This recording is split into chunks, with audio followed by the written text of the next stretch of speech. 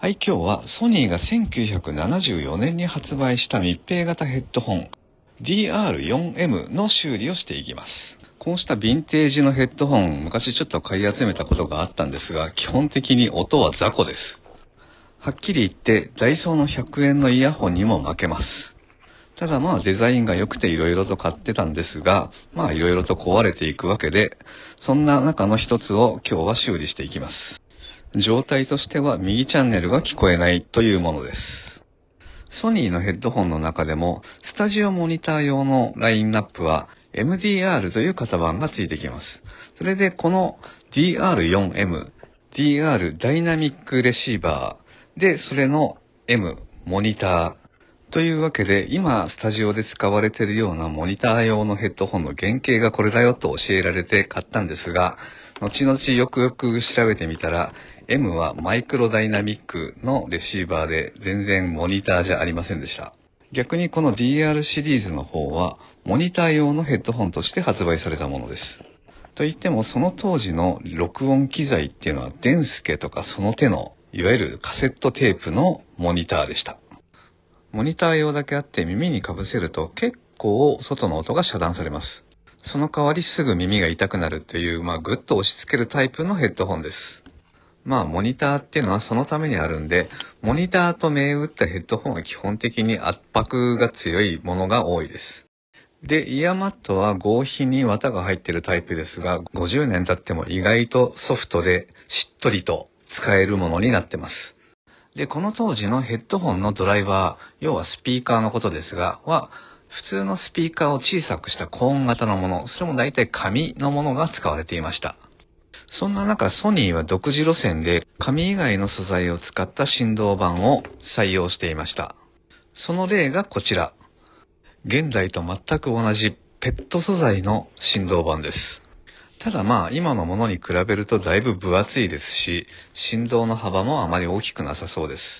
なんといっても、ネオジム磁石がまだ発明される前のものなんです。強い磁石があれば、振動板を勢いよく、キレよく動かすことができます。ヘッドホンのような軽さを要求されるものでは、磁石がでっかくて重たいっていうのは致命的に辛いものがあります。このドライバーも直径が50ミリ。そしてヘッドホンのこの出っ張りのところに磁石が収まるような仕組みになっています。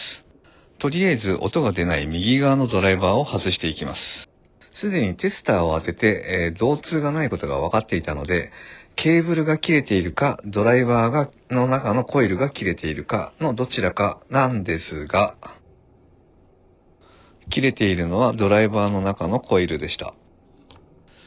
そんなこともあろうかと 40mm と 50mm のドライバーを今日はご用意させていただいております。で、結局のところソニーの DR4M のドライバーのサイズは 50mm だったんですが、ヘッドホンの構造上 50mm のドライバーは入らないので 40mm のドライバーを使うことにしました。こちらは実は某有名音響メーカーが10年ほど前に出したヘッドホンのドライバーという風に言われているんですが、本物は22オームのインピーダンスのところ、こちら16オームしかなかったんで、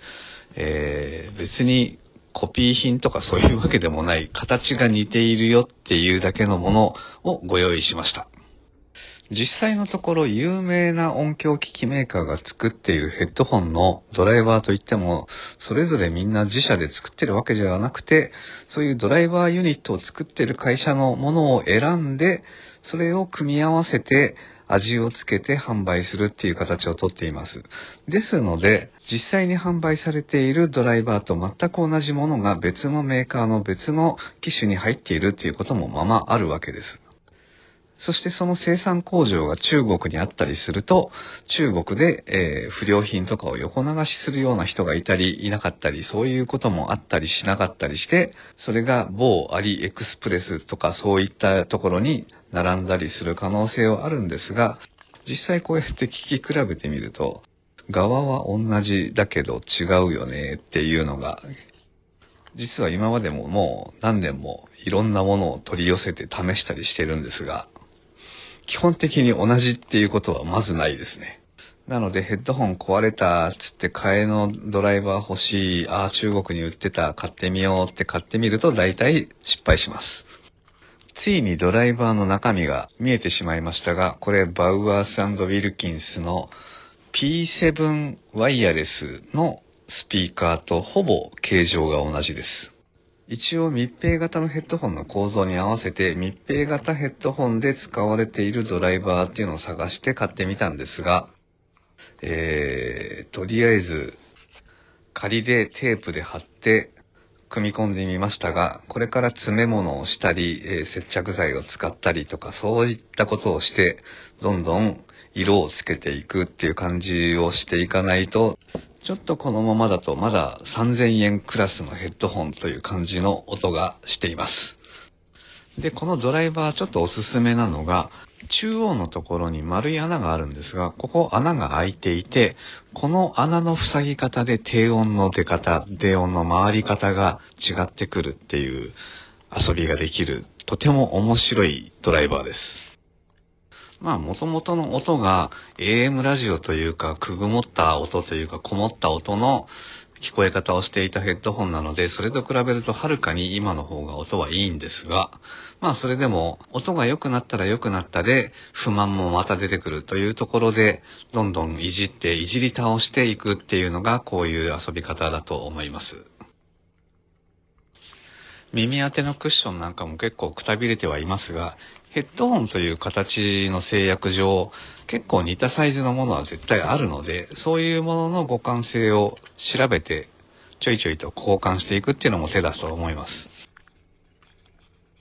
このヘッドホンっていうのはもう本当に50年の間にいくつかのブレイクスルーがあったので、本当に昔のものは聞き比べると音がダメです。なので、もう本当にこうやっていじくって、で、どんどん活用していくのも手だと思います。ドライバーっていうのは車で言えばもうエンジンに相当するものなので、こうやってエンジンを乗せ替えてみるっていうのはもう本当に動かなくなった車だったらあり得る話なので、バンバンやっていくといいと思います。で、背景に映っていた 50mm のドライバーの方もこれから交換していく予定ですので、もしよろしければチャンネル登録などお願いできればと思います。それではまた。